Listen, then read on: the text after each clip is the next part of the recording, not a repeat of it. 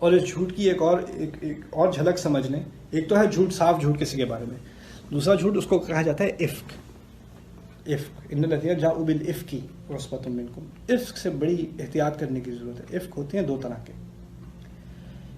دو طرح کے لوگوں سے ہوتے ہیں، میں کہنا کیا مقصد تھا. ایک ہوتے ہیں جن کی نیت خراب ہوتی ہے، اس نے آپ کے بارے میں کوئی گندی بات کرنی ہی کرنی ہے، اس کو آپ کی تکلیف سے اس کو تسکین ہوتی ہے.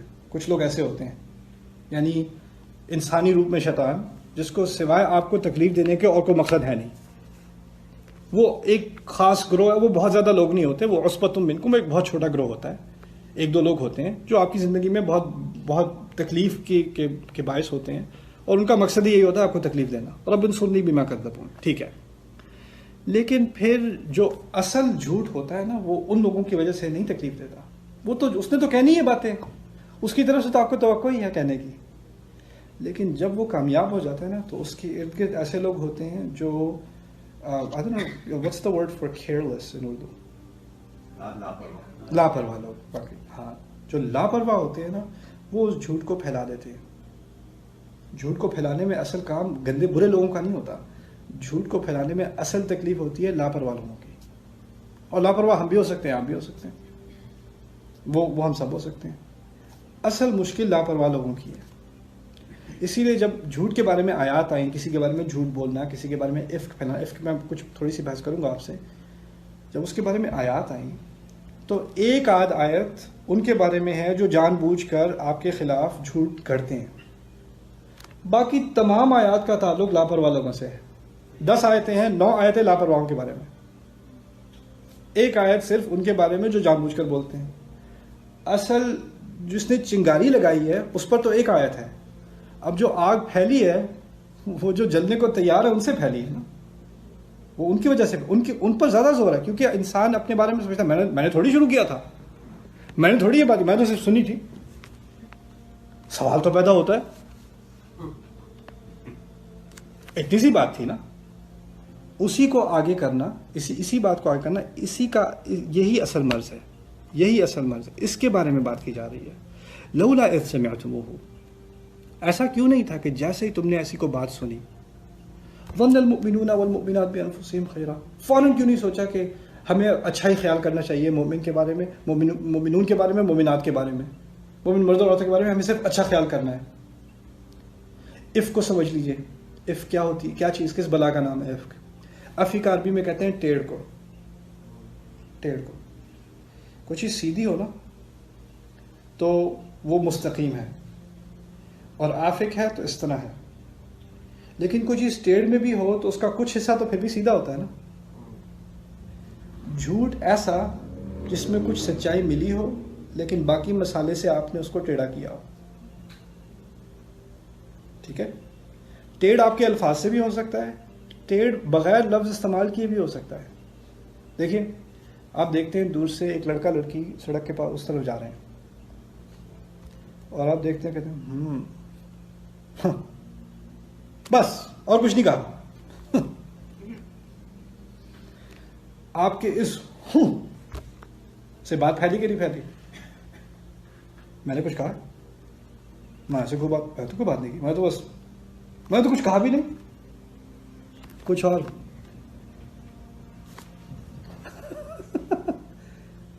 یہ بھی عفق ہے. یعنی آپ کسی حقیقت کو دیکھ رہے ہیں لیکن آپ چاہتے ہیں کہ اس حقیقت کو ایک ٹیڑھی نظر سے دیکھا جائے، اس میں ٹیڑھ لایا جائے. وہ بھی عفق ہے. کبھی کبھار ہوتا ہے. عائشہ کے ساتھ کیا ہوا تھا رضی اللہ عنہ؟ اصل میں ایک روایت میں تو عبداللہ بن ابی نے جھوٹ بھی نہیں بولا تھا. وہ جب آئی ہیں رات کو، اور رات کے بعد اگلے دن واپس آئی ہیں، اور صفوان بن معطل السلمی ثم الذکوانی کے ساتھ جب آئی ہیں واپس، تو دور سے دیکھے یہ نبی کی بیوی کسی اور آدمی کے ساتھ ساری رات کہیں اور تھی اور واپس آ رہی ہیں. اب ان الفاظ پر اگر غور کریں تو اس میں کوئی انیکوریٹ بات نہیں ہے، لیکن آپ سمجھ سکتے ہیں کہ جو یہ الفاظ استعمال کر رہا ہے اس کی نیت میں اور اس کی امید یہ ہے کہ کسی کے سننے میں اس میں ٹیڑھ آ جائے. سمجھ رہے ہیں بات؟ اور اگر کوئی اس سے آ کے پوچھے کہ یہ بات آپ نے کیسے کر دی، میں نے کیا کہا ہے، جو ہے وہ کہا ہے، میں نے کوئی غلط بات کی ہے، میں نے کوئی جھوٹ بولا ہے. یہ جھوٹ نہیں ہے، یہ عفق ہے. جھوٹ اور عفق میں یہ فرق ہے. یعنی وہ عفق ایسا ہوتا ہے کہ اگر کوئی پوچھے بھی آگے سے تو آپ کہیں جھوٹ تھوڑی ہے، پھر تو میں نے تو صحیح بات کی ہے، جو ہے وہ ہے، جو ہے وہ ہے۔ اسی لیے اس کو سمجھنا کہ اس کے بارے میں یہ بھی کذب کو پھیلانا ہے، جھوٹ کو پھیلانا ہے، اور اس میں جو لاپرواہی ہوتی ہے نا لوگوں سے، وہ کیا ہوتی ہے کہ وہ جیسے فرض کریں ابھی نیوز میں آتا ہے کسی کے بارے میں کوئی اس پہ الزام لگائے، آپ کیا کرتے ہیں؟ آپ اس کو ری پوسٹ کر کے کہتے ہیں I hope it's not true. آپ کو بڑا افسوس ہوا کہ یہ الزام لگا ان پہ، اور آپ کی امید ہے کہ یہ سچ نہ ہو، اور آپ کے تمام دوست آپ کا پوسٹ ری پوسٹ کر کے اور وہ بھی لکھتے ہیں I hope it's not true. ٹھیک ہے، اگر ہوا تو بہت برا ہوگا، امید ہے کہ نہیں ہوا۔ آپ نے ابھی افک پھیلایا ہے، آپ اس میں لاپرواہ شامل ہوں گے۔ شیطان کا مقصد ہے کہ ان ایسی باتوں کو آگے پھیلانا۔ قرآن نے کیا بات کی اس بارے میں، ان جھوٹوں کے بارے میں؟ پہلی بات، یہ بہت مشکل ہے سمجھنا، لیکن ہمیں سمجھنے کی خاص ضرورت ہے، کیونکہ میں یہ دعا جو نوح علیہ السلام کی آپ کو سکھا رہا ہوں کہ میرے رب جو جھوٹ وہ میرے بارے میں بناتے ہیں اس کے خلاف میری مدد کر، میں یہ دعا کیسے کروں گا اگر میں اسی جرم کا ارتکاب خود بھی کرتا ہوں؟ کس منہ سے یہ دعا کروں میں؟ اگر مجھ میں سے لاپرواہی نہیں گئی تو میں کس منہ سے یہ دعا کروں؟ لوگوں کے بارے میں ہمارا بھی کبھی کبھار گمان کی وجہ سے اتنے کانفیڈنس سے آپ کہتے ہیں یہ ایسا ہے، ویسا ہے، ویسا ہے۔ آپ کہاں سے آپ کے پاس یہ اتنا اعتماد آیا؟ کہاں سے آپ نے دل میں کسی کا حال جھانکا؟ نہیں میں اس کو پہلے سے جانتا ہوں۔ اچھا پہلے سے آپ جانتے ہیں، اچھا واقعی، کیونکہ جب آپ پہلے سے جانتے ہیں تو بعد میں تو اللہ دل کسی کا بدل نہیں سکتا آپ کے نزدیک۔ وہ تو جو آپ جانتے ہیں وہ اس وقت سے کانکریٹ میں اسی طرح ہے، وہ تو نہیں بدلے گا، اور دل کے حال آپ سے زیادہ کون جانے۔